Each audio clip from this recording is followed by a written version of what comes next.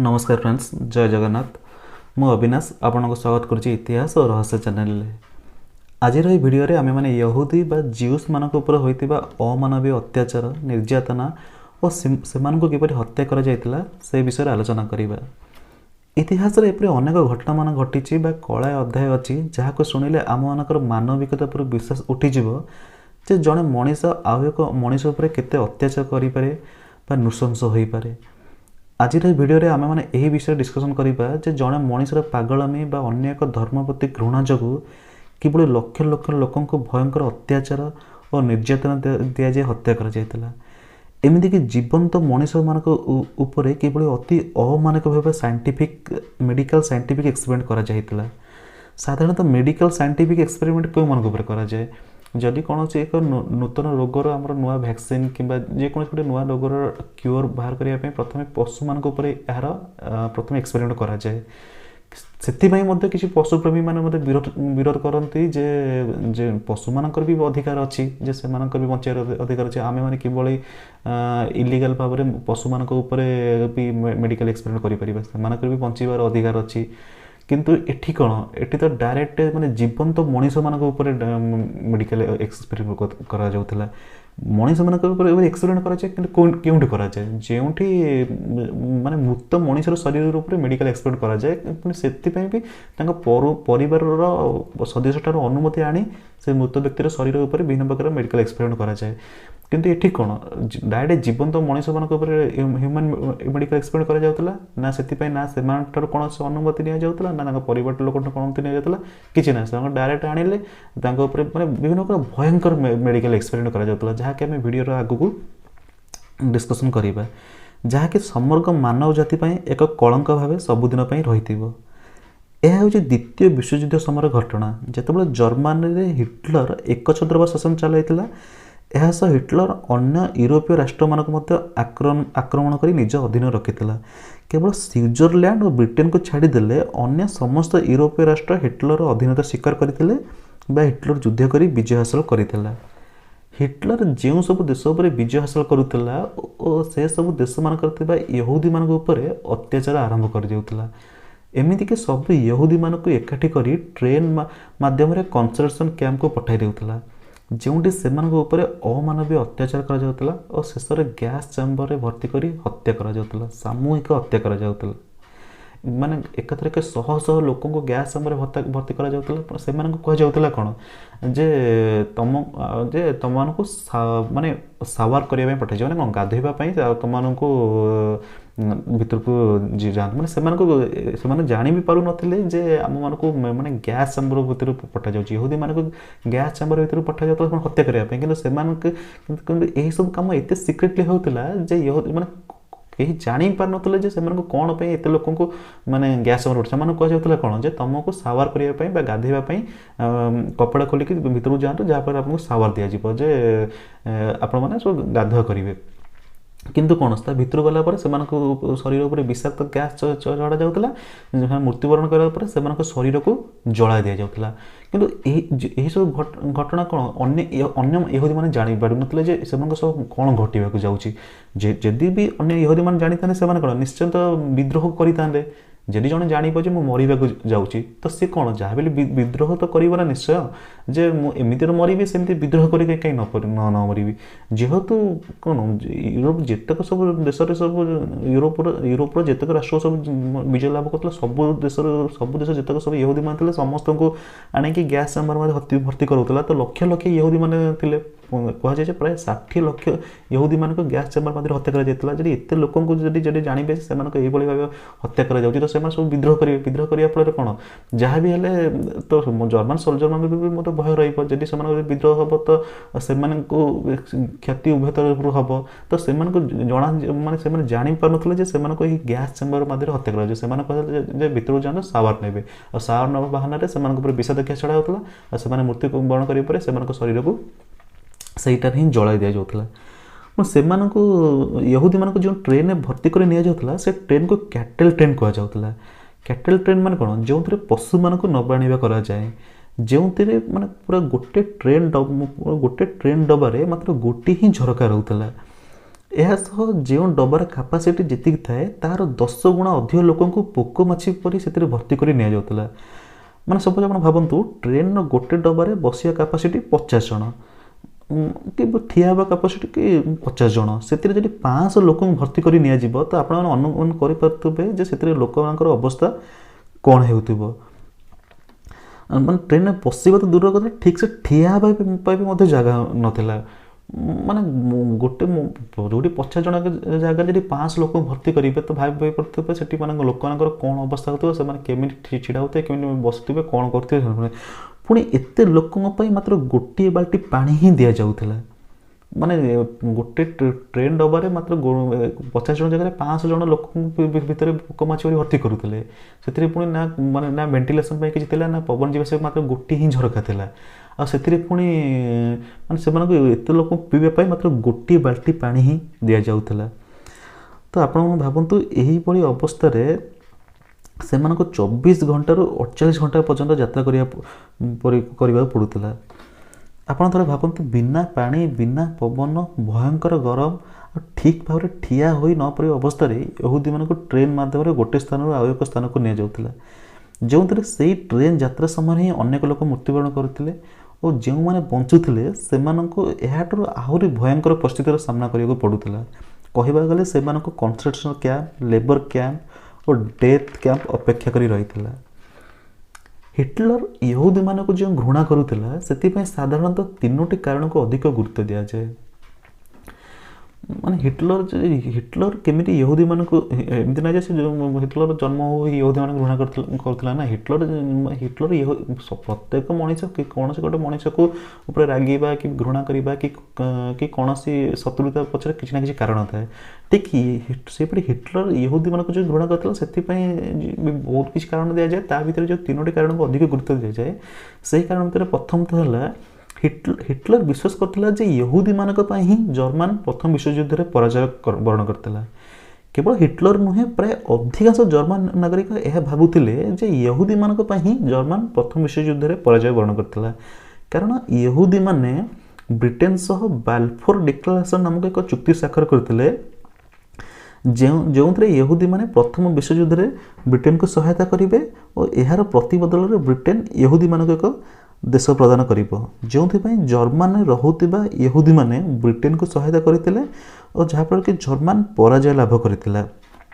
ଯେଉଁଥିପାଇଁ ଜର୍ମାନ ନାଗରିକମାନଙ୍କ ମନରେ ୟହୁଦୀମାନଙ୍କ ପ୍ରତି ଏକ ଆକ୍ରୋଶ ଭାବ ଥିଲା ବା ଏକ ଘୃଣା ଭାବ ଥିଲା ଯେ କିଭଳି ୟହୁଦୀମାନେ ଯେଉଁ ଦେଶରେ ରହୁଛନ୍ତି, ମାନେ ଯେଉଁ ଦେଶରେ ସେମାନେ ରହୁଛନ୍ତି, ଯେଉଁ ଦେଶରେ ବିଜନେସ୍ କରୁଛନ୍ତି, ଚାକିରି କରୁଛନ୍ତି, ଯେଉଁ ଦେଶରେ ତାଙ୍କୁ ଆଶ୍ରୟ ଦେଇଛି, ସେହି ଦେଶ ପ୍ରତି କିପରି ବିଶ୍ୱାସଘାତ କରି ଶତ୍ରୁ ଦେଶକୁ ସାହାଯ୍ୟ କରିବେ। ମାନେ କ'ଣ, ପ୍ରଥମ ବିଶ୍ୱଯୁଦ୍ଧରେ ବ୍ରିଟେନ ଜର୍ମାନ ପରସ୍ପର ବିରୁଦ୍ଧରେ ଲଢ଼ୁଥିଲା, କିନ୍ତୁ ଜର୍ମାନର ଯେଉଁ ୟହୁଦୀମାନେ ଥିଲେ ସେମାନେ କ'ଣ ବ୍ରିଟେନକୁ ସହାୟତା କରିଥିଲେ ଯେ ଜର୍ମାନକୁ ଯୁଦ୍ଧରେ ହରାଇବା ପାଇଁ। ଯେହେତୁ ବ୍ରିଟେନ ସେମାନଙ୍କ ସହ ଏକ ଚୁକ୍ତି କରିଥିଲା, ବାଲଫୋର ଡିକ୍ଲାରେସନ୍ ଚୁକ୍ତି କରିଥିଲା ଯେ ଯଦି ୟହୁଦୀମାନେ ବ୍ରିଟେନକୁ ସହାୟତା କରିବେ ତ ସେମାନେ ୟହୁଦୀମାନଙ୍କୁ ଦେଶ ପ୍ରଦାନ କରିବେ। ଏହି ବିଷୟରେ ମୁଁ ପୂର୍ବ ଭିଡ଼ିଓରେ ମାନେ ଇସ୍ରାଏଲ ଓ ପାଲେଷ୍ଟାଇନ ବିବାଦ ଭିଡ଼ିଓରେ ସମ୍ପୂର୍ଣ୍ଣ ବିସ୍ତୃତ ଭାବରେ ଆଲୋଚନା କରିଛି, ଯାହାକୁ ଚାହିଁଲେ ଆପଣମାନେ ଚ୍ୟାନେଲର ପ୍ଲେଲିଷ୍ଟକୁ ଯାଇ ଦେଖିପାରିବେ ଯେ କ'ଣ ପାଇଁ ବ୍ରିଟେନ ୟହୁଦୀମାନଙ୍କ ସହ ବାଲଫୋର ଡିକ୍ଲାରେସନ୍ ଚୁକ୍ତି କରିଥିଲା ଯେ ସେମାନଙ୍କୁ ଏକ ଦେଶ ପ୍ରଦାନ କରିବ। ଇସ୍ରାଏଲ କ'ଣ ପାଇଁ ସେହି ଚୁକ୍ତି ବଦଳରେ ବ୍ରିଟେନକୁ ସହାୟତା କରିଥିଲା, ଏହା ପିଛରେ କ'ଣ କାରଣ ଥିଲା, ସେଥିପାଇଁ ମୁଁ ଏକ ପୂର୍ବ ଭିଡ଼ିଓରେ ଇସ୍ରାଏଲ ଓ ପାଲେଷ୍ଟାଇନ ନାମକ ବିବାଦ ଭିଡ଼ିଓରେ ସମ୍ପୂର୍ଣ୍ଣ ଆଲୋଚନା କରିଛି, ଆପଣ ଚାହିଁଲେ ଯାହାକୁ ଦେଖିପାରିବେ। ତେଣୁ ଯେହେତୁ ଜର୍ମାନରେ ଥିବା ୟହୁଦୀମାନେ ବ୍ରିଟେନକୁ ସହାୟତା କଲେ, ସେଥିପାଇଁ କ'ଣ ଜର୍ମାନମାନଙ୍କ ମଧ୍ୟରେ ମଧ୍ୟ ୟହୁଦୀମାନଙ୍କ ପ୍ରତି ଏକ ଘୃଣା ଭାବ ବା ଆକ୍ରୋଶ ସୃଷ୍ଟି କରିଥିଲା, ଯାହାର ଫାଇଦା ହିଟଲର ଆଗାମୀ ସମୟରେ ନିଜର ନାଜି ପାର୍ଟିକୁ ଇଲେକ୍ସନ୍ ଜିତିବା ପାଇଁ ଏହି ଲୋକଙ୍କର ଆକ୍ରୋଶର ବା ୟହୁଦୀମାନଙ୍କ ପ୍ରତି ଘୃଣା ଭାବର ଫାଇଦା ଉଠାଇଥିଲା। ଦ୍ୱିତୀୟ କାରଣ କୁହାଯାଏ ଯେ ହିଟଲର ପ୍ରଥମ ବିଶ୍ୱଯୁଦ୍ଧରେ ଆହତ ହୋଇ ଏକ ୟହୁଦୀ ପରିବାରରେ ଆଶ୍ରୟ ନେଇଥିଲା। ମାତ୍ର ସେହି ୟହୁଦୀ ପରିବାର ହିଟଲର ତାଙ୍କ ଘରେ ଆଶ୍ରୟ ନେଇଥିବାର ସୂଚନା ବ୍ରିଟେନ ଆର୍ମିକୁ ଦେଇଥିଲେ, ଯାହାଫଳରେ ହିଟଲରକୁ ବ୍ରିଟେନ ଆର୍ମି ଆରେଷ୍ଟ କରି ଜେଲ୍ ପଠାଇ ଦେଇଥିଲେ, ଯାହାଫଳରେ କି ହିଟଲର ୟହୁଦୀମାନଙ୍କୁ ବିଶ୍ୱାସଘାତକତା ଦେଶଦ୍ରୋହୀ ବୋଲି ମନେ କରୁଥିଲା ଓ ସେମାନଙ୍କଠାରୁ ପ୍ରତିଶୋଧ ନେବା ପାଇଁ ଚିନ୍ତା କରୁଥିଲା। ମାନେ କ'ଣ ହିଟଲର ପ୍ରଥମ ବିଶ୍ୱଯୁଦ୍ଧରେ ଜର୍ମାନ ତରଫରୁ ଭାଗ ନେଇଥିଲା ବା ଜର୍ମାନ ତରଫରୁ ଏକ ସୋଲଜର ଭାବରେ କାମ କରୁଥିଲା। ଯେତେବେଳେ ପ୍ରଥମ ବିଶ୍ୱଯୁଦ୍ଧରେ ଆହତ ହୋଇ ସେ ଏକ ୟହୁଦୀ ପରିବାରରେ ଆଶ୍ରୟ ନେଇଥିଲା। ତ ଯେଉଁ ୟହୁଦୀ ପରିବାର ଆଶ୍ରୟ ନେଇଥିଲା ସେ ୟହୁଦୀ ପରିବାର କ'ଣ ବ୍ରିଟେନକୁ ଖବର ଇନଫର୍ମେସନ୍ ଦେଇଥିଲେ ଯେ ଏକ ଜର୍ମାନ ସୋଲଜର ବା ହିଟଲର ଆସି ତାଙ୍କ ଘରେ ଆଶ୍ରୟ ନେଇଛି, ଯାହାଫଳରେ କ'ଣ ବ୍ରିଟେନ ମାନେ ଆସି ସେଇ ତାକୁ ହିଟଲରକୁ ଆରେଷ୍ଟ କରି ଜେଲ୍ ପଠାଇ ଦେଇଥିଲେ। ତେଣୁ ଏଥିରେ କ'ଣ ହିଟଲର ପ୍ରତି ୟହୁଦୀମାନଙ୍କ ପ୍ରତି ଘୃଣା ଭାବ ଆସିଥିଲା ଯେ ଯେହେତୁ ସେମାନେ ଜର୍ମାନୀରେ ହିଁ ରହୁଛନ୍ତି, ସେଇ ୟହୁଦୀମାନେ କ'ଣ ଜର୍ମାନୀରେ ରହୁଛନ୍ତି, କିନ୍ତୁ ଜର୍ମାନୀରେ ରହିକି ବି କେବଳ ମାନେ ଶତ୍ରୁ ଦେଶକୁ ସବୁ ସୂଚନା ଦେଇ ଦେଉଛନ୍ତି, ଯେଉଁଥିପାଇଁ ହିଟଲର ମନରେ ୟହୁଦୀମାନଙ୍କ ପାଇଁ ଘୃଣା ଭାବ ଆହୁରି ବଢ଼ିଥିଲା। ସେଥିପାଇଁ ସେ ସେମାନଙ୍କଠାରୁ ୟହୁଦୀମାନଙ୍କଠାରୁ ପ୍ରତିଶୋଧ ନେବା ପାଇଁ ଚିନ୍ତା କରୁଥିଲା। ସେଥିପାଇଁ ହିଟଲର ଜେଲରେ ଥିବା ସମୟରେ ନିଜ ଜୀବନୀ ଉପରେ ମେ କ୍ୟାମ୍ପ ନାମକ ଏକ ପୁସ୍ତକ ଲେଖିଥିଲା, ଯେଉଁଥିରେ ସେ ୟହୁଦୀମାନଙ୍କୁ ଦେଶଦ୍ରୋହୀ ଓ ଜର୍ମାନ ପତନର କାରଣ ବୋଲି ଚିତ୍ରଣ କରିଥିଲା। ତୃତୀୟ କାରଣରେ କୁହାଯାଏ ଯେ ହିଟଲରର ପ୍ରେମିକା ଏକ ୟହୁଦୀ ଥିଲା, ମାତ୍ର ସେ ହିଟଲରକୁ ଧୋକା ଦେଇଥିଲା, ଯେଉଁଥିପାଇଁ ହିଟଲର ୟହୁଦୀମାନଙ୍କଠାରୁ ପ୍ରତିଶୋଧ ନେବା ପାଇଁ ଶପଥ ନେଇଥିଲା। ମାତ୍ର ଏହି କାରଣର କୌଣସି ସତ୍ୟାସତ୍ୟ ଆଜି ପର୍ଯ୍ୟନ୍ତ ପ୍ରମାଣିତ ହୋଇନାହିଁ। ଏବେ ଆସନ୍ତୁ ଜାଣିବା ୟହୁଦୀମାନଙ୍କ ଉପରେ ହୋଇଥିବା ଅମାନବୀୟ ଅତ୍ୟାଚାର ଓ ନିର୍ଯାତନା ବିଷୟରେ। ହିଟଲର ନାଜି ପାର୍ଟି ବା national socialist German workers party 1933 ମସିହାରେ ଜର୍ମାନ ଇଲେକ୍ସନରେ ବିଜୟ ଲାଭ କରି ସରକାର ଗଢ଼ିଥିଲା। ସରକାର ଯେଉଁ ଗଢ଼ିଥିଲା କେମିତି ଗଢ଼ିଥିଲା, ଯେ ସେଇ ଯେଉଁ ଜର୍ମାନ ଲୋକଙ୍କ ମନରେ ଯେଉଁ ୟହୁଦୀମାନଙ୍କ ପ୍ରତି ଯେଉଁ ଆକ୍ରୋଶ ଭାବ ଥିଲା ବା ଘୃଣା ଭାବ ଥିଲା ଯେ ସେମାନେ କେମିତି ନିଜ ଦେଶ ପ୍ରତି ବିଶ୍ୱାସଘାତ କରିଥିଲେ, ତାହାର ଫାଇଦା ହିଟଲର ଉଠାଇଥିଲା। ଓ ତାହାର ଫାଇଦା ଉଠାଇ 1933 ମସିହାରେ ଜର୍ମାନରେ ଇଲେକ୍ସନରେ ବିଜୟ ଲାଭ କରି ହିଟଲର ସରକାର ଗଢ଼ିଥିଲା। ସରକାର ଗଢ଼ିବା ପରେ ହିଟଲର ସର୍ବପ୍ରଥମେ ଜର୍ମାନ ସମ୍ବିଧାନକୁ ପରିବର୍ତ୍ତନ କରି ନିଜକୁ ଏକଛତ୍ରବାଦୀ ଶାସନ ରୂପେ ପ୍ରତିଷ୍ଠିତ କରାଇଥିଲା, ଯେଉଁଥିରେ କୁହାଗଲା Hitler is German and German is Hitler. ମାନେ ହିଟଲର ହିଁ ଜର୍ମାନ ଅଟେ ବା ଜର୍ମାନ କହିଲେ ହିଟଲରକୁ ହିଁ ବୁଝାଏ।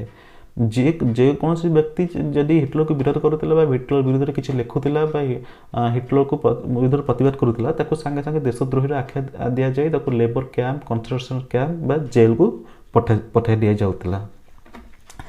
ହିଟଲର ଜର୍ମାନୀରେ ସରକାର ଗଢ଼ିବା ପରେ ପରେ ୟହୁଦୀମାନଙ୍କ ଉପରେ ଭୟଙ୍କର ଅତ୍ୟାଚାର ଆରମ୍ଭ ହୋଇଯାଏ। ସର୍ବପ୍ରଥମେ ୟହୁଦୀମାନଙ୍କଠାରୁ ସେମାନଙ୍କର ସିଟିଜେନସିପ୍ ରାଇଟ୍ ବା ନାଗରିକତା ଅଧିକାରକୁ ଛଡ଼ାଇ ନିଆଗଲା, ଯେଉଁଥିରେ ୟହୁଦୀମାନେ ନା ଭୋଟ ଦେଇପାରିବେ, ନା ପାଠ ପଢ଼ିପାରିବେ, ନା ଦୋକାନ ଖୋଲିପାରିବେ, ନା କୌଣସି ସରକାରୀ ଚାକିରି କରିପାରିବେ, ନା କୌଣସି ପ୍ରକାର ବିଜନେସ୍ କରିପାରିବେ, ନା କୌଣସି ପ୍ରକାର କାର୍ଯ୍ୟକ୍ରମରେ ଭାଗ ନେଇପାରିବେ। ମାନେ ୟହୁଦୀମାନଙ୍କୁ ଏକ ସେକେଣ୍ଡ କ୍ଲାସ୍ ସିଟିଜେନ୍ ହିସାବରେ ରଖାଗଲା, ଯେଉଁଠି ସେମାନଙ୍କର କୌଣସି ହିଁ ଅଧିକାର ରହିଲା ନାହିଁ। ମାନେ ସେମାନଙ୍କର କୌଣସି ହିଁ ଅଧିକାର ରହିଲାନି ଜର୍ମାନୀରେ। ସେମାନେ ଏକ ସେକେଣ୍ଡ କ୍ଲାସ୍ ହିସାବରେ ହିଁ ରଖାଗଲା। ସେମାନଙ୍କଠାରୁ ତାଙ୍କ ସବୁ ଅଧିକାର ତାଙ୍କଠାରୁ ଛଡ଼ାଇ ନିଆଗଲା। ପରେ ତାପରେ ଧୀରେ ଧୀରେ କ'ଣ କଲା ନା ୟହୁଦୀମାନଙ୍କୁ ସବୁ ଜର୍ମାନ ବା ହିଟଲର ଯେଉଁ ସବୁ ରାଷ୍ଟ୍ରକୁ ଜିତିକି ବିଜୟ ଲାଭ କରୁଥିଲା, ସବୁଠାରୁ ୟହୁଦୀମାନଙ୍କୁ ଏକତ୍ର କରିକି ସେମାନଙ୍କୁ କ୍ୟାଟେଲ ଟ୍ରେନରେ ଭର୍ତ୍ତି କରି କନସେଣ୍ଟ୍ରେସନ କ୍ୟାମ୍ପକୁ ପଠାଯାଉଥିଲା। ଯେଉଁ ଏଇ କ୍ୟାଟେଲ ଟ୍ରେନ୍ ବିଷୟରେ ମୁଁ କିଛି ସମୟ ପୂର୍ବରୁ ଯେଉଁ ଡିସ୍କସ୍ କରିଥିଲି ଯେ କେବଳ କ୍ୟାଟେଲ ଟ୍ରେନ୍ରେ କେବଳ ୟହୁଦୀମାନଙ୍କୁ କନସେଣ୍ଟ୍ରେସନ କ୍ୟାମ୍ପ ପଠାଯାଉଥିଲା, ଯେଉଁଥିରେ ମାତ୍ର ଗୋଟିଏ ହିଁ ଝରକା ଥିଲା, ଯେଉଁଠି 50 ଜଣଙ୍କ ଜାଗାରେ 500 ଜଣ କିଭଳି ଭର୍ତ୍ତି କରି ନିଆଯାଉଥିଲା। ଏତେ ଲୋକଙ୍କ ପାଇଁ କିଭଳି ମାତ୍ର ଗୋଟିଏ ବାଲ୍ଟି ପାଣି ଦିଆଯାଉଥିଲା ଓ ସେଇ ଟ୍ରେନ୍ରେ ଯାତ୍ରା କରିବା ସମୟରେ କିଭଳି ଅନେକ ଲୋକ ମୃତ୍ୟୁବରଣ କରୁଥିଲେ, ସେ ବିଷୟରେ ମୁଁ ଆଲୋଚନା କରୁଛି। ସେଇ କ୍ୟାଟେଲ ଟ୍ରେନ୍ରେ ଭର୍ତ୍ତି କରି ୟହୁଦୀମାନଙ୍କୁ କନସେଣ୍ଟ୍ରେସନ କ୍ୟାମ୍ପକୁ ପଠାଯାଉଥିଲା। କନସେଣ୍ଟ୍ରେସନ କ୍ୟାମ୍ପରେ ପହଞ୍ଚିବା ପରେ ମହିଳା ପୁରୁଷଙ୍କୁ ଅଲଗା କରାଯାଉଥିଲା। ଏହାପରେ ମହିଳାମାନଙ୍କଠାରୁ ସେମାନଙ୍କ ଛୋଟ ଛୋଟ ପିଲାଙ୍କୁ ବି ଅଲଗା କରାଯାଉଥିଲା। ଏହାପରେ ସେମାନଙ୍କ ମଧ୍ୟରୁ କେଉଁମାନେ କାମ କରିପାରିବେ ଓ କେଉଁମାନେ କାମ କରିପାରିବେ ନାହିଁ ସେମାନଙ୍କୁ ବଛାଯାଉଥିଲା।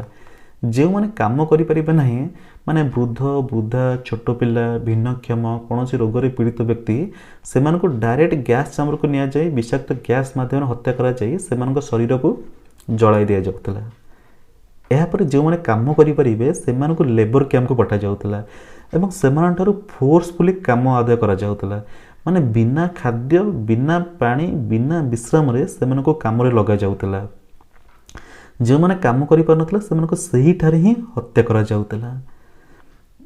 ସେମାନଙ୍କୁ ଲେବର କ୍ୟାମ୍ପ, ମାନେ ସ୍ପେସିଆଲି ୟହୁଦୀମାନଙ୍କ ପାଇଁ labour camp, death camp, concentration camp, ମାନେ ୟହୁଦୀମାନଙ୍କୁ ମାନେ ଭାବନ୍ତୁ, ମାନେ ମଣିଷମାନଙ୍କୁ ମାରିବା ପାଇଁ ସ୍ପେଶାଲ କ୍ୟାମ୍ପ ତିଆରି କରାଯାଇଥିଲା। ଯେ ଇହୁଦୀ ମାନେ ଭାବନ୍ତୁ ତ ସେତେବେଳେ ଇହୁଦୀ ମାନେ କେଉଁ ପ୍ରକାର ପରିସ୍ଥିତି ଗତି କରିଥିବେ ଯେ ସେମାନଙ୍କୁ ଖାଲି ମାରିବା ପାଇଁ କେତେ ମାନେ କନସେନ୍ଟ୍ରେସନ୍ କ୍ୟାମ୍ପ ଲେବର କ୍ୟାମ୍ପ ତାଙ୍କୁ କରାଯାଇଥିଲା ଡେଥ୍ କ୍ୟାମ୍ପ ମାନେ ଯେଉଁଠି ଗ୍ୟାସ୍ ସମର ମଧ୍ୟରେ ସେମାନଙ୍କୁ ହତ୍ୟା କରାଯିବ ବିଭିନ୍ନ ପ୍ରକାର କ୍ୟାମ୍ପ କରାଯାଇଥିଲା। କନସେନ୍ଟ୍ରେସନ୍ କ୍ୟାମ୍ପରେ ଯେଉଁ ସେମାନେ ରହୁଥିଲେ କ'ଣ ନା ସେମାନଙ୍କୁ ଠିକ୍ସେ ଖାଇବା ଦିଆଯାଉଥିଲା ନା ସେମାନଙ୍କୁ ଠିକ୍ସେ ମାନେ ଇଭିନ୍ ପାଣି ଟିକେ ପିଇବା ପାଇଁ ମଧ୍ୟ ସେମାନଙ୍କୁ ଠିକ୍ସେ ଦିଆଯାଉଥିଲା। ସବୁକିଛି ଲିମିଟେଡ଼୍ ଥିଲା ଯେ ଦିନକୁ ତ ମାନେ ପରିଶ୍ରମ ତ ମାନେ ବିନା ଖାଦ୍ୟ ବିନା ପାଣିରେ ମାନେ ସେମାନଙ୍କୁ 24 ଘଣ୍ଟାରୁ ପାଖାପାଖି 18-20 ଘଣ୍ଟା ସେମାନଙ୍କୁ ମାନେ ପରିଶ୍ରମ କରାଯାଉଥିଲା। ଆଉ ଟିକେ ଟିକେ ଭୁଲ ପାଇଁ ଭୟଙ୍କର ଅତି ଭୟଙ୍କର ଦଣ୍ଡ ଦିଆଯାଉଥିଲା।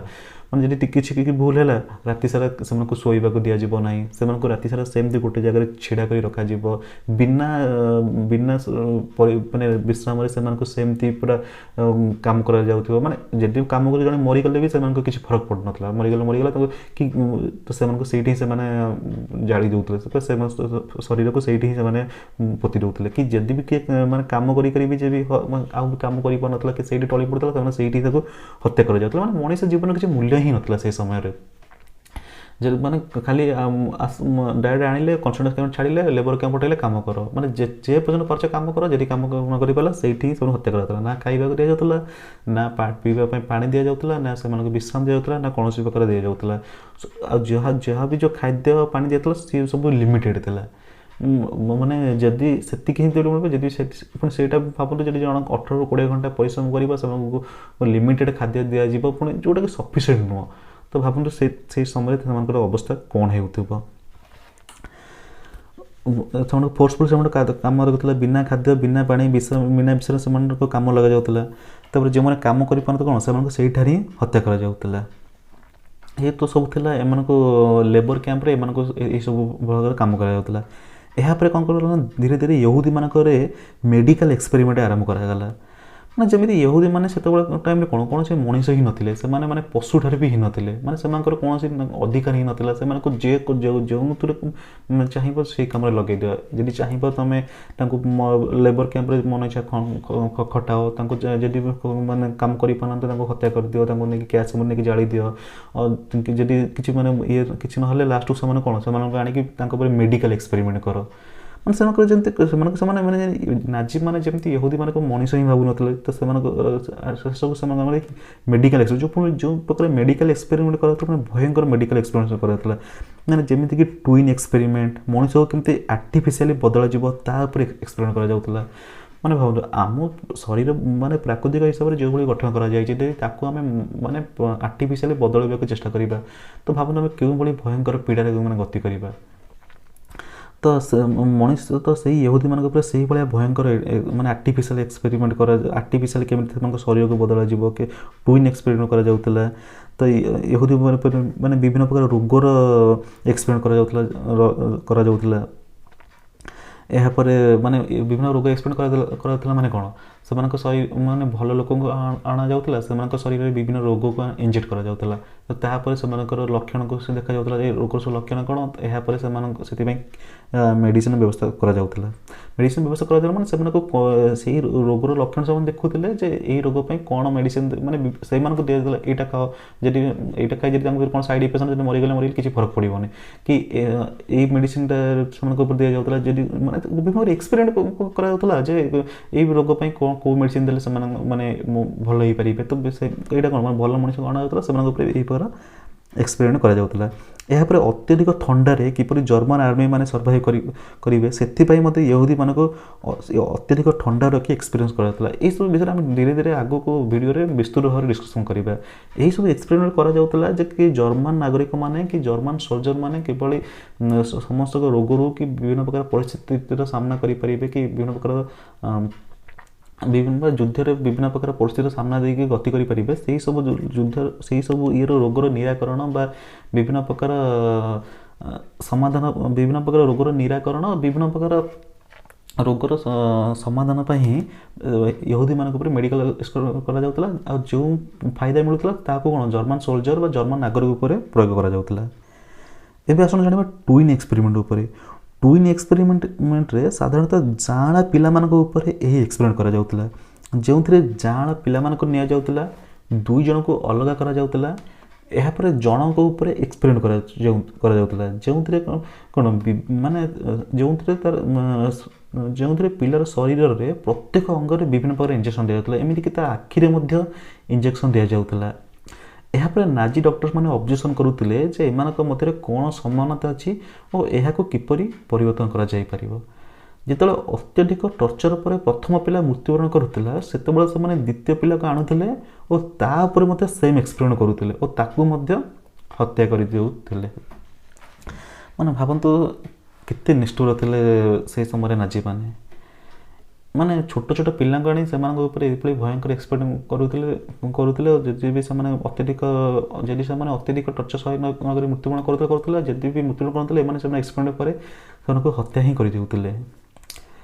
ଏହି ଏକ୍ସପେରିମେଣ୍ଟର ମୁଖ୍ୟ ଥିଲା ଜୋସେଫ ମିଙ୍ଗେଲ, ଯାହାକୁ ଆଞ୍ଜେଲ ଅଫ୍ ଡେଥ୍ ମଧ୍ୟ କୁହାଯାଏ, ଯିଏକି 1943ରୁ 1944 ମଧ୍ୟରେ ପାଖାପାଖି 1500 ଯାଆଁଳା ପିଲାଙ୍କ ଉପରେ 1500 ଯାଆଁଳା ପିଲା ମାନେ କ'ଣ 3000 ପିଲାଙ୍କ ଉପରେ ଏହି ଏକ୍ସପେରିମେଣ୍ଟ କରିଥିଲା, ଯେଉଁଥିରେ ମାତ୍ର 200 ପିଲା ସର୍ଭାଇଭ୍ କରିପାରିଥିଲେ। ବାକି ସମସ୍ତେ ଅତ୍ୟଧିକ ଯନ୍ତ୍ରଣା ସହ୍ୟ କରି ନପାରି ମୃତ୍ୟୁବରଣ କରିଥିଲେ ବା ଅନ୍ୟମାନଙ୍କୁ ହତ୍ୟା କରାଯାଇଥିଲା। ମାନେ ଭାବନ୍ତୁ ଇହୁଦୀମାନେ ସେମାନେ ସେତେବେଳେ କେଉଁଭଳି ପରିସ୍ଥିତି ଦେଇ ଗତି କରୁଥିବେ। ଏହାପରେ ଇହୁଦୀମାନଙ୍କ ଉପରେ von muscle and nerve transplantation experiment ମଧ୍ୟ କରାଯାଇଥିଲା।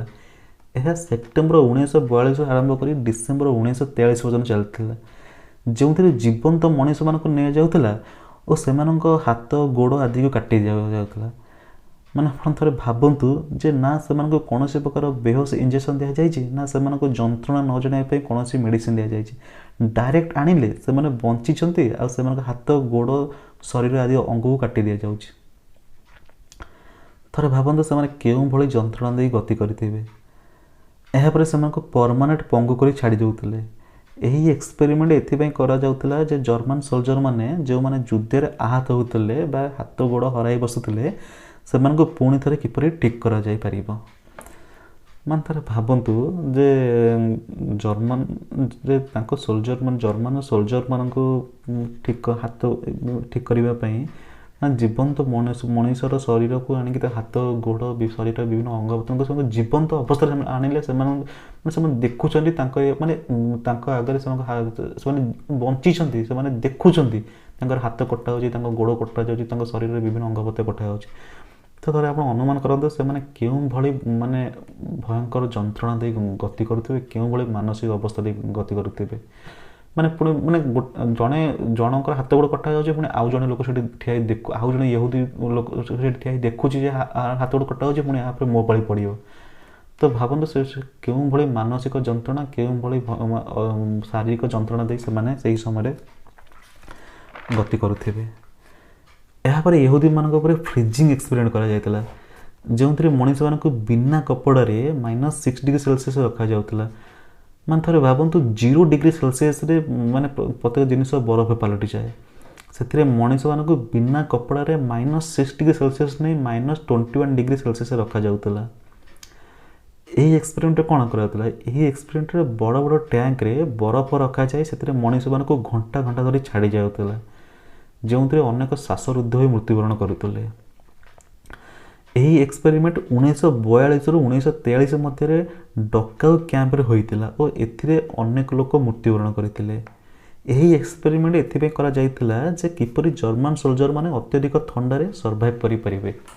ସେତେବେଳେ କ'ଣ ଜର୍ମାନ ମାନେ ସବୁଆଡ଼ୁ ଯୁଦ୍ଧରେ କରୁଥିଲେ, ୟୁରୋପର ସବୁ ରାଷ୍ଟ୍ର ସହ ଯୁଦ୍ଧ କରୁଥିଲେ, ଏହା ସହ ସୋଭିଏତ ରୁଷ ସହ ମଧ୍ୟ ଯୁଦ୍ଧ କରୁଥିଲେ। ସୋଭିଏତ ରୁଷ ଯେହେତୁ ଅତ୍ୟଧିକ ଥଣ୍ଡା ପଡ଼େ ତ ସେଇ ଥଣ୍ଡାରୁ କିପରି ଜର୍ମାନ ସୋଲଜରମାନଙ୍କୁ ସର୍ଭାଇଭ୍ କରିପାରିବା, ସେମାନଙ୍କୁ କ'ଣ ସେଥିପାଇଁ ନିରାକରଣ କରାଯାଇପାରିବ, ସେଥିପାଇଁ ଇହୁଦୀମାନଙ୍କ ଉପରେ ସେମାନେ ଫ୍ରିଜିଂ ଏକ୍ସପେରିମେଣ୍ଟ କରାଯାଉଥିଲା ଯେ ଏମାନଙ୍କ ଉପରେ ଏକ୍ସପେରିମେଣ୍ଟ କରାଯିବ, ଯଦି ସେଥିରୁ କିଛି ଫାଇଦା ମିଳିବ ତାହାକୁ ଜର୍ମାନ ସୋଲଜରମାନଙ୍କୁ ସେଥିପାଇଁ ପ୍ରୟୋଗ କରାଯିବ।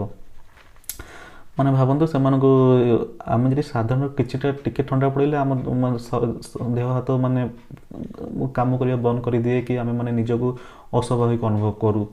ତ ଭାବନ୍ତୁ ତ ସେମାନଙ୍କୁ -6°C ନେଇକି -21°C ବିନା କପଡ଼ାରେ ଘଣ୍ଟା ଘଣ୍ଟା ଧରି ସେମାନଙ୍କୁ ମାନେ ବଡ଼ ବଡ଼ ଟ୍ୟାଙ୍କରେ ବରଫ ଭର୍ତ୍ତି କରି ସେମାନଙ୍କୁ ଘଣ୍ଟା ଘଣ୍ଟା ଧରି ରଖାଯାଉଥିଲା।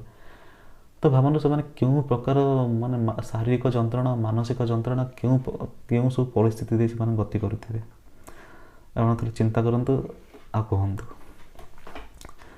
ଏହାପରେ ୟହୁଦୀମାନଙ୍କ ଉପରେ ଡିଜିଜ୍ ଏକ୍ସପେରିମେଣ୍ଟ କରାଯାଇଥିଲା। डिजीज एक्सपेरिमेंट कौन जपरिक malaria experiment, typhoid experiment, TB experiment, hepatitis experiment आदि करा जाउतला। माने कौन यही एक्सपेरिमेंट सब करा जाउतला माने कौन यही सब एक्सपेरिमेंट मुझे पूर्व कहते जे यही सब एक्सपेरिमेंट को माने जो माने यहुदी भल भल माने हुष्टपुष्ट मनीष माने थिले लोक माने थिले सेमान करा जाउतला सही लोक मान शरीर रे यही सब रोग को सेमान शरीर में इंजेक्ट करा माने भल भल मनीष शरीर में यही सब रोग को इंजेक्ट करा जाउतला और यह यही सब रोगर निराकरण खोजा जाउतला। माने कौन निराकरण कमी खोजा जाउतला माने मैलेरिया मैलेरिया इंजेक्ट मैलेरिया रोग से इंजेक्ट करदे तापर से विभिन्न प्रकार मेडिसिन देले जे एटा खाओ कि से मेडिसिन खाओ कि से इंजेक्शन दियो कि सेटा करो जदि से भल हो तो भल कथा जदि से मरीगले भी कौन से जेहतु से गोटे नागरिक भी भावुन मनीष भी भावुन सेकेंड क्लास सिटीजन हिसाब रखुले बचार कौन अधिकार ही ना तो से कौन से बंचनु कि मरतु एम कौन फरक पड़ूला तो से विभिन्न प्रकार टाइफॉइड हो, जॉन्डिस हो, मलेरिया हो, हेपाटाइटिस बी हो, जेकोसी रोग हो से इंजेक्ट करदे से विभिन्न प्रकार मेडिसिन दि जाए से रोगर निराकरण खोजा जाता जदि भी कौन भी मेडिसिन काम करूला तो सही मेडिसिन को कौन से माने जर्मान कि जर्मान सोल्जर कि अन्य मानक से निराकरण एमती ना यहुदी मानक से मेडिसिन दि जाए से भल करा सेमती चढ़ा जाता मृत्युवरण करुले से जो निराकरण पाऊले यह जर्मान सोल्जर कि जर्मान नागरिक मानक यही सब रोगर निराकरण मेडिसिन दि जाता। यही एक्सपेरिमेंट फेब्रुआरी 1942 आरंभ कर एप्रिल 1945 पर्यंत से डकाऊ एक कंसंट्रेशन कैंप रे चलीथिला। यही एक्सपेरिमेंट अनेक लोक मृत्युवरण करते। यापर यहुदी मानक ऊपर मस्टर्ड गैस एक्सपेरिमेंट करा जायतिला जो मनीष मानक जो मनीष यहुदी मानक मनीष मान यहुदी मानक अणा जाउथिला और से मस्टर्ड गैस छड़ा जाउथिला। एथिरे अनेक लोक मृत्युवरण करुले और जो मैंने बंची जाते से किपरि सर्वाइव कले ताहा ऊपर एक्सपेरिमेंट करा जाउथिला। यही एक्सपेरिमेंट एथिपई करा जाउथिला जे द्वितीय विश्वयुद्ध समय साधारणतः मस्टर्ड गैस माध्यम केमिकल अटैक करा जाउथिला और सही मस्टर्ड गैस केमिकल अटैक रु किपरि जर्मन सोल्जर मान को रक्षा करा जाय परिबो सेथिपई एही मस्टर्ड गैस एक्सपेरिमेंट करा जाउथिला।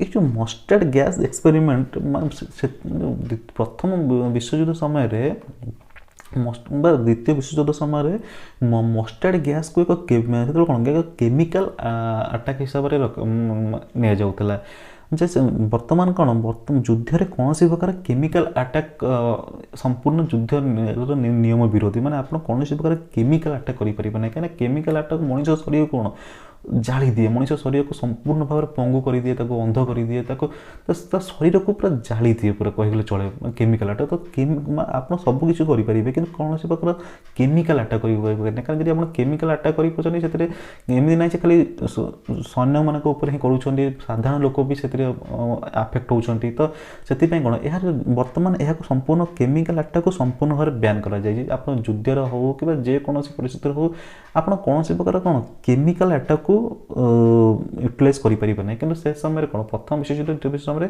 मस्टर्ड गैस को केमिकल अटैक हिसाब से प्रथम विश्वयुद्ध समय हिटलर उपर एक केमिकल गैस अटैक कराइला जो हिटलर किसी समय किसी वर्ष धरी माने आखि ठीक से देखा जाई नथिला से यार निराकरण खोजुला तो भावନ୍ତୁ तो यह निराकरण से कौन यही मस्टर्ड गैस प्रयोग से यहुदी मान करुले एम मस्टर्ड केमिकल अटैक करवा तो यह तार निराकरण खोजा तो भावନ୍ତୁ माने कौन भली माने टर्चर से समय सहुले तो माने माने जीवन माने भल भल मनीष अणा जाऊँ केमिकल अटैक से जंत्रणा छोट बट होती एक्सपेरिमेंट कर किपरि निराकरण कर किपरि भल कर जो निराकरण मिलता जर्मन सोल्जर मान यूटिलाइज कर से किपरि mustard gas experiment mustard gas chemical attack रु रक्षा पाई पारिबे। यापर नाजी मैंने सी वाटर एक्सपेरिमेंट करते जो लोक मान पीवा केवल समुद्र पानी दि जाऊला माने भावन समुद्र पानी कौन माने से कौन माने कौन एनएसएल मिश्र जेहेतु माने लवणयुक्त पानी से क्यारिया पीवा गोटे असंभव जदि कौन पीबे आप शरीर डिहाइड्रेट हो ଯେଉଁଥିରେ ମଣିଷ ଶରୀର କ'ଣ ଡିହାଇଡ୍ରେସନ୍ ହେଇଯାଉଥିଲା।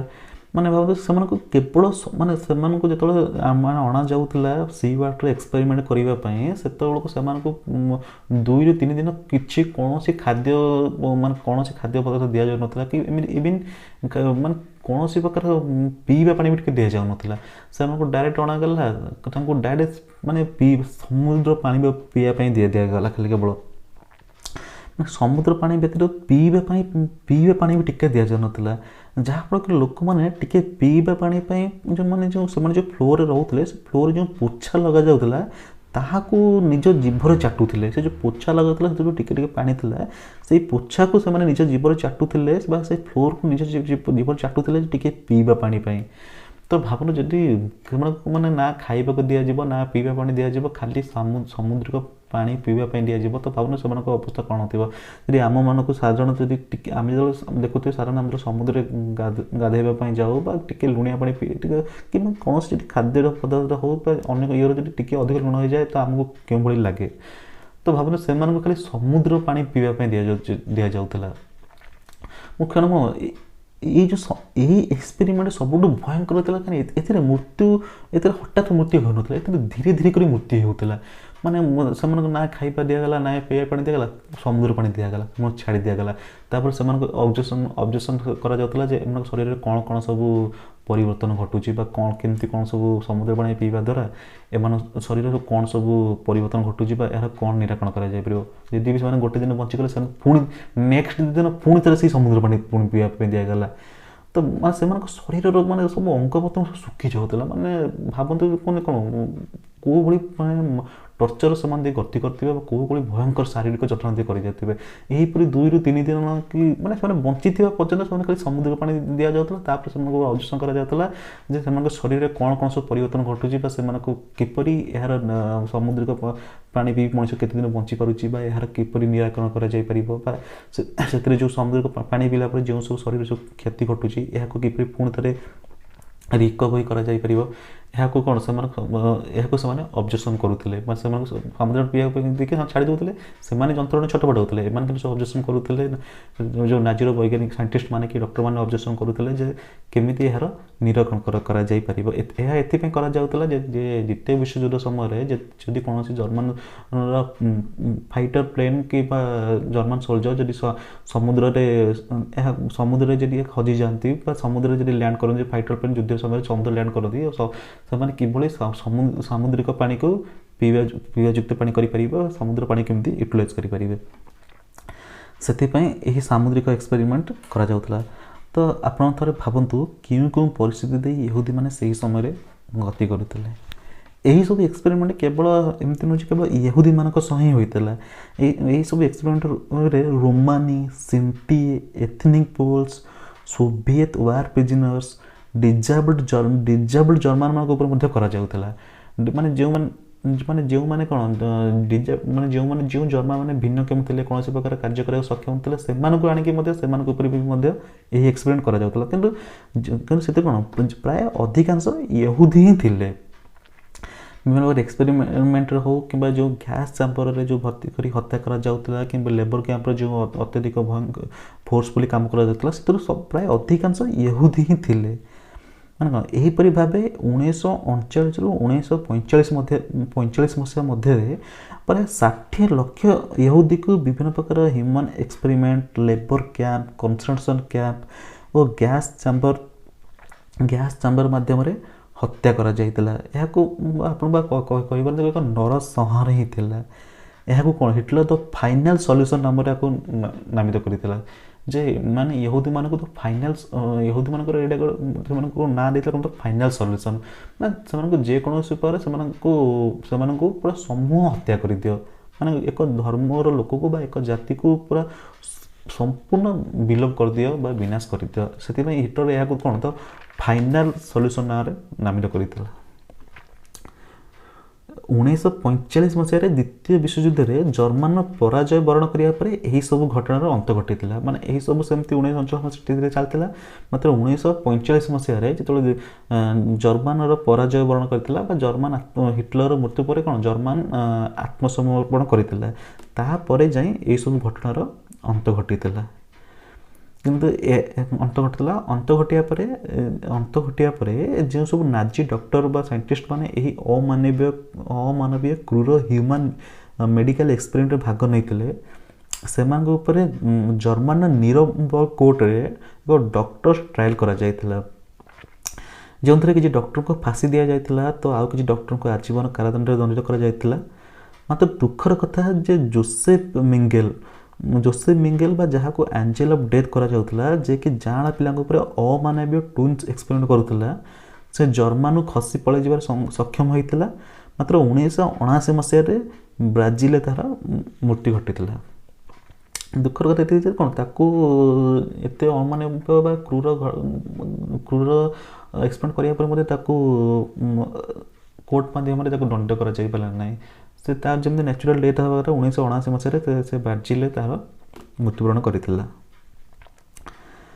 ଏହା ଥିଲା ଦ୍ୱିତୀୟ ବିଶ୍ୱଯୁଦ୍ଧ ସମୟରେ ହିଟଲର ଦ୍ୱାରା ୟହୁଦୀମାନଙ୍କ ଉପରେ କରାଯାଇଥିବା ଶୋଷଣ, ଅତ୍ୟାଚାର ଓ ହତ୍ୟାକାଣ୍ଡର ଇତିହାସ, ଯାହାକି ସମ୍ପୂର୍ଣ୍ଣ ମାନବ ଜାତି ପାଇଁ ଇତିହାସର ଏକ କଳା ଅଧ୍ୟାୟ ଭାବେ ସବୁଦିନ ପାଇଁ ଲିପିବଦ୍ଧ ହୋଇ ରହିଥିବ।